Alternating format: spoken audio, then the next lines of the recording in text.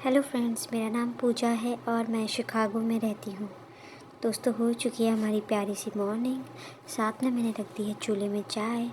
उसी के साथ साथ मैंने किए छोटे मोटे काम। तो इसके साथ ही मैं आपको बता दूँ, यहाँ आज बड़ी ज़ोरदार बारिश हो रही है। बारिश वैसे यहाँ कल शाम से हो रही है, लेकिन वो थोड़ी देर बाद बंद हो गई थी। लेकिन आज यहाँ बड़ी ज़ोरों शोरों की बारिश हो रही है। इसमें एक इंटरेस्टिंग सी बात यह है कि हमें ये चीज़ पहले ही पता चल चुकी थी कि कल बारिश रहेगी, क्योंकि यहाँ की जो वेदर एप्लीकेशन होती है वो हमेशा अपडेट रहती हैं। तो इससे हमें ये पता चल जाता है कि कल बारिश होगी, बर्फ़ गिरेगी, धूप रहेगी या कैसा भी मौसम रहेगा, हमें उस एप्लीकेशन के थ्रू पता चल जाता है। इसके साथ ही मैंने अपने हस्बैंड को दी चाय के साथ ही मैं आ गई थी किचन में। तो आज की शुरुआत मैंने सबसे पहले नाश्ता बनाने से किया। मेरे पास एक्चुअली 2 दिन के चावल पड़े हुए थे और साथ में मेरे पास कुछ सब्जियां बची हुई थी। तो मैंने ये सोचा कि मैं आज इसी को नाश्ते में पुलाव बना देती हूँ और साथ में हो जाएगा अचार।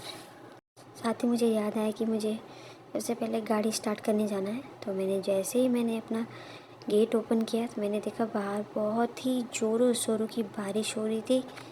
गाड़ी स्टार्ट करने के बाद ही मैं चली आई तुरंत घर। इसके बाद ही मैं सबसे पहले चली आई अपनी किचन में और सबसे पहले मैंने धोए अपने चाय के बर्तन। इसके बाद ही मैंने सबसे पहले शुरू करी डस्टिंग।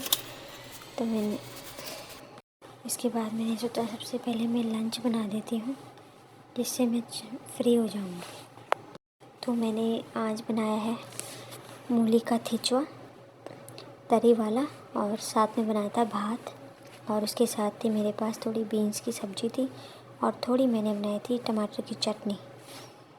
लेकिन जिस टाइम हम लोग लंच कर रहे थे, मुझे ये चीज़ ध्यान ही नहीं रही कि मैंने चटनी भी बनाई है। ये चीज़ मुझे अब ध्यान आ रही है जब मैं वीडियो एडिटिंग कर रही हूँ कि मैंने तो आज टमाटर की चटनी भी बनाई थी।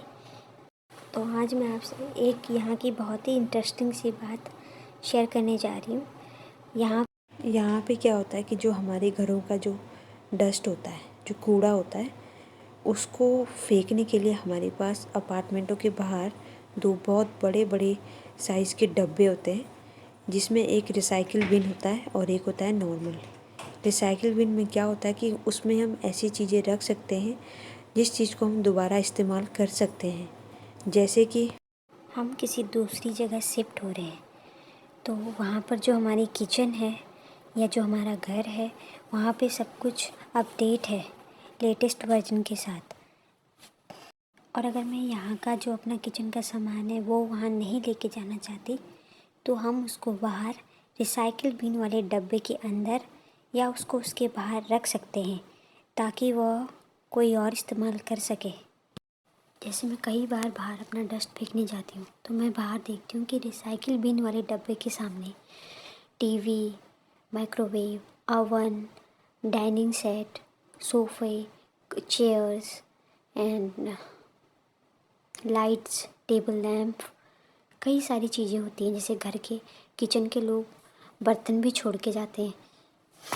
इसमें जैसे हो गया पंखे हो गए छोटे और एग्जॉस्ट फैन हो गए, और भी कई सारा फर्नीचर का सामान, जैसे ड्रेसर हो गए, छोटे छोटे कैबिनेट्स हो गए, और टीवी स्टैंड हो गया, साइड टेबल्स हो गए, और जो सिंगल स्टूल्स होते हैं वो हो गए, कॉफ़ी टेबल हो गए।